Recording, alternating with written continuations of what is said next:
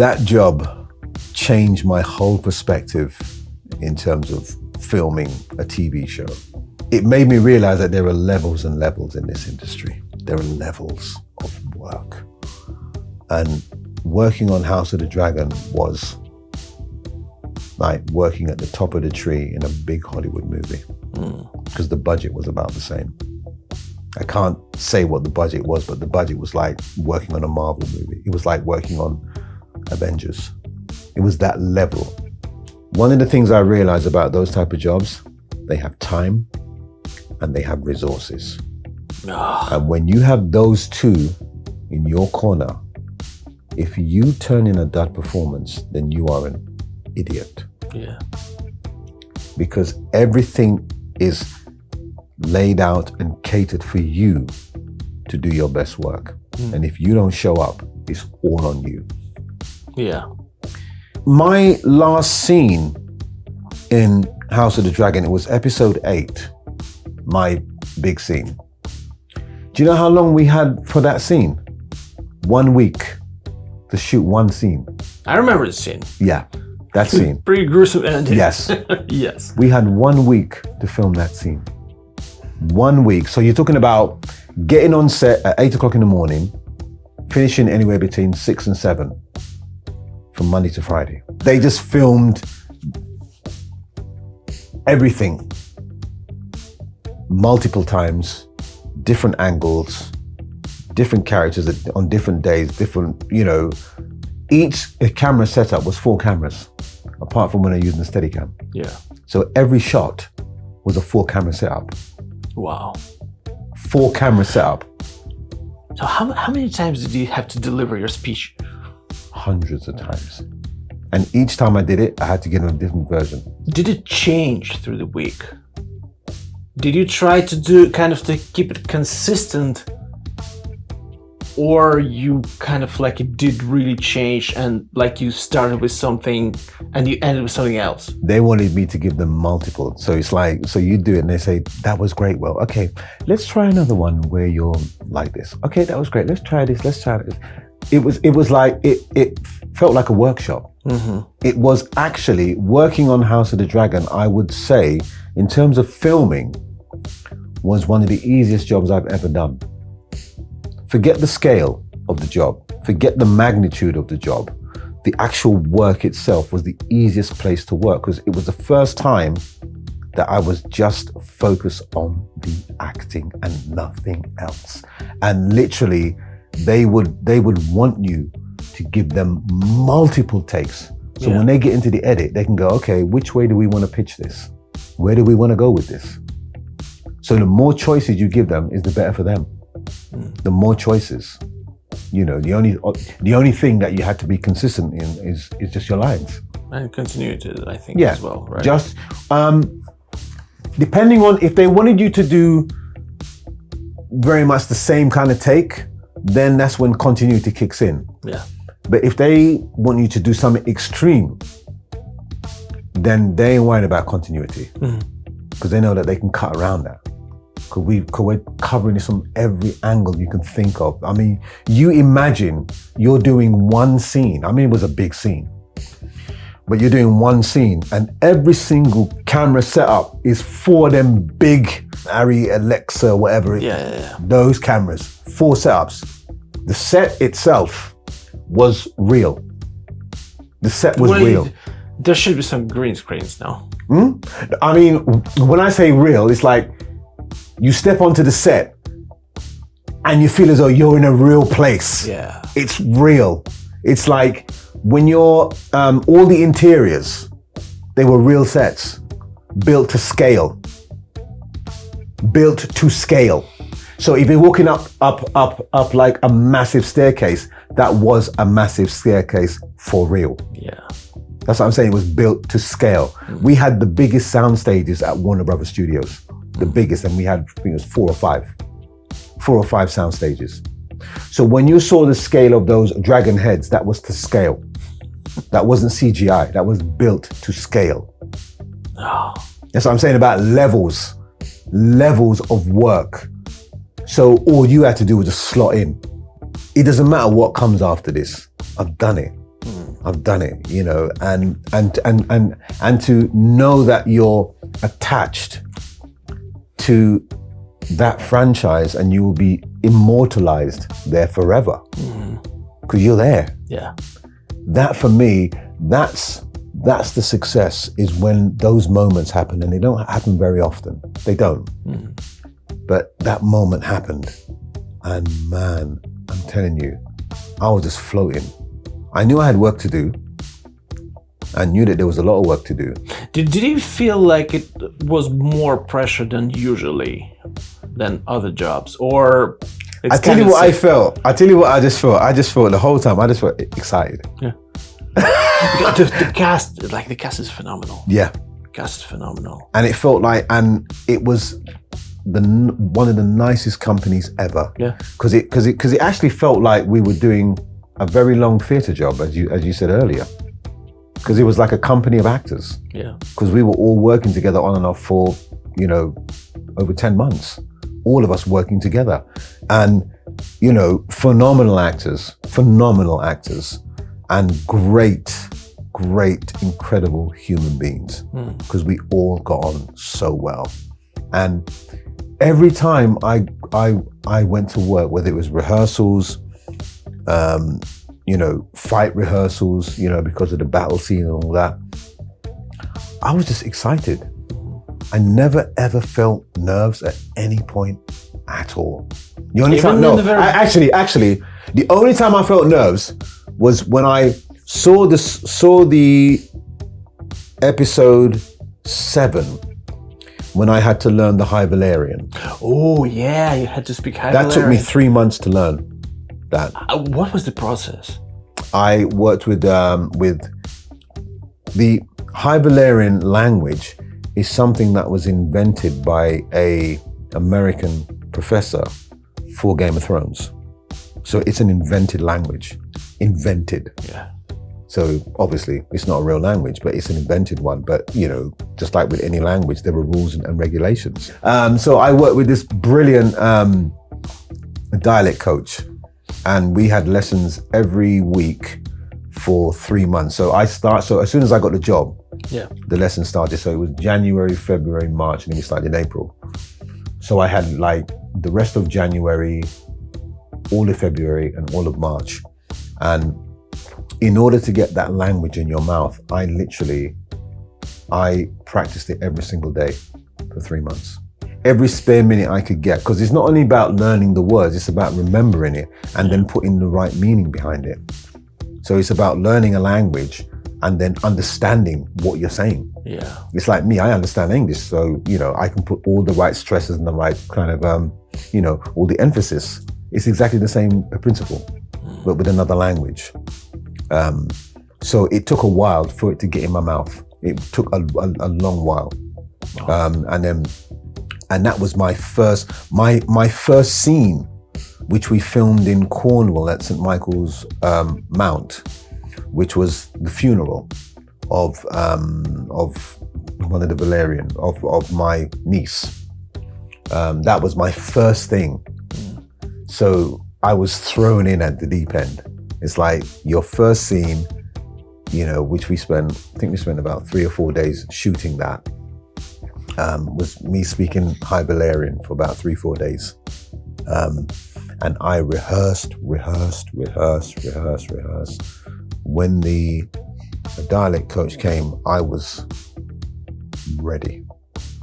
I didn't feel nervous at all. Nice. Not at all, because I knew it backwards. Yeah, I know. I have to ask another question. Yeah. Have you had any backlash from the fact that originally those characters were white in books, and then the whole cast, the Valyrians, are black? And there were people who were not happy about it. Have you had to deal with it in any way? You know, fortunately for me, at that time, I was not on social media at all. And when it was all announced and, you know, everything, certain people were coming up to me and saying, "Have you heard? Heard what? About the?" I'm like, "No, I'm actually not on social media," because I'd actually closed down all of my accounts at that time, and I was off social media from 2019 until maybe not last year. I think it was the year before I went back on, but there was a few years when I was off it, so I missed all of that. And so when people were saying to me, "What do you feel about that?" I said, "I don't feel anything about that, because at the end of the day, they ain't paying my bills. I'm doing the job. Yeah. So it doesn't matter what they say. It means nothing to me. I've got my dream job, and they're paying me, and I'm acting in it, and that's all that matters. Everything else is just white noise, as far as I'm concerned. It's just white noise. People will say whatever they want to say. It's like when they cast Michael Keaton as Batman back in 1988, people were up in arms. How can you cast the guy that played Beetlejuice? He's not going to be the right Batman. Yeah. People always have something to say. Yeah. Whether you're black, whether you're white, whether you're whatever. If you don't fit in with their remit, because it's like, he was white and they cast him as Batman. What's the problem? He's too short. He does mainly comedy. We don't like him. It should be somebody taller. It should be somebody more da-da-da. It should be somebody with a square jaw. It should be somebody who has a deeper voice. He should be, that's not the, people will always have something to say. So when it comes to stuff like that, not to say that I sweep it under the carpet, I just don't give it no weight. Because at the end of the day, you ain't paying my bills. HBO are. HBO's paying my bills. HBO with George R.R. Martin and the executives and the board of directors said, we want to make this family black. Were you in the room? And these are white people who made these decisions. So what's your beef? Yeah. And again, it's like, it's not like we take some historical figures and start to change them. Exactly. Like it's a fantasy show. It's a fantasy show with dragons. Yes. If you can believe a person riding on a dragon, why are you having a hard time with that character being switched from white to black? But yet you ain't got no problem with a person going, Jakaris, and this fire coming out of his mouth. A person talking to a dragon. You ain't got no problem with that. No problem whatsoever. A woman walking through fire, you got no problem with that. Yeah. But yet you have a problem with changing the color of a character. You got a problem with that. In a fiction book. In a fiction world. In a fiction world. Yeah. You've got no problem with all these other criterias. So that's why I'm like, at the end of the day, if your voice was that important, you would have been in on those meetings when they made those decisions. The fact that you weren't means that your voice was not important. So therefore, you're just blowing hot air. Because at the end of the day, the series came out, it did incredibly well and won the Golden Globe for Best Drama. And at the end of the day, most of the people who want to watch the show, they will watch the show, regardless. Because they're into the story. They're into the story. And then that's another thing. It's just like, from my perspective, in this case, it doesn't affect, it actually, in this case, having a different race, like, actually even helped the story, because you can clearly see those kids are not from that family. Exactly. Yeah. Exactly. You know, I mean, I remember having one meeting and saying, knowing the type of character that Vaemond is, why doesn't he just say it? I mean, I said it in an interview. I said, I've got to get it out somewhere because it's so obvious. Yeah. They're white. They're white. If they were from his nephew, then they would be children of color with their type of hair, you know, but they're not. They're white. And they got brown hair, so we knew who the dad. We know who the dad is. It's so obvious, but it's like the pink elephant in the corner. Nobody wants to talk about it. No one addresses it. But we know that it's right there, and it's going. But it's right there. Yeah. And he was the only one that went, you know what? I'm just going to say it as it is. You know, those kids are BA whatever. Anyway, I won't say the word. But you know, but he had to say it. He knew he was falling on his sword. And I said to the producers, I said, you know, when we were going through the script, I said, Vaemond is falling on his sword and he knows he is. So he's got to go out as strong as can be. No weakness at all. No compromise. He's not a compromising character. And that's what I said to them. I said, this guy wears his heart on his sleeve. He will say what he feels. Not what he thinks, what he feels. Yeah.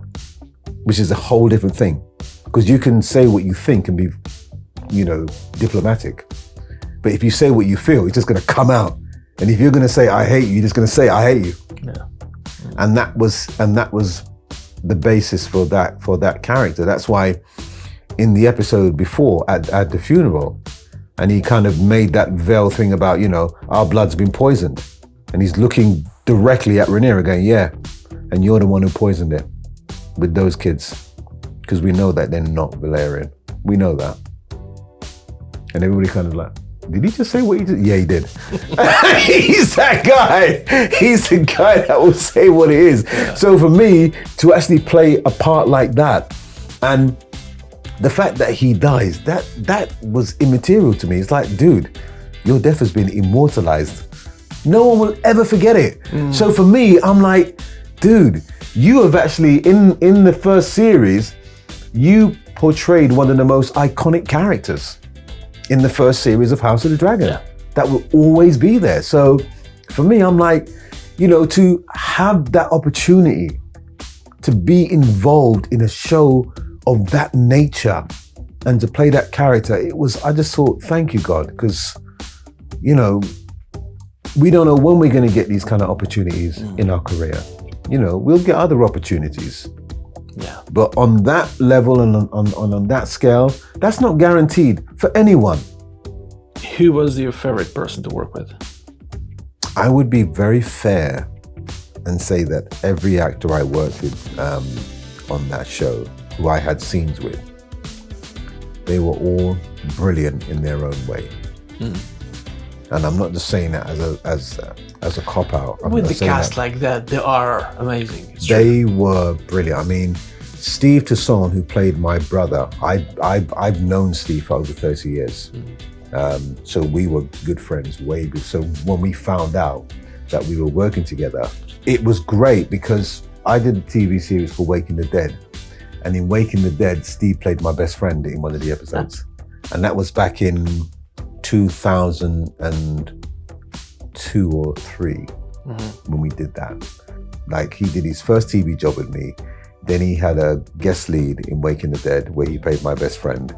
And then we ended up playing brothers. So for us, it was like sort of like a coming home. So it was great knowing that you were going to be working with one of your mates who you know very well. Yeah. So there was a complete relaxedness and a comfortableness because, we didn't have to do any kind of, so our characters, like, no, we know each other, mate, we're good.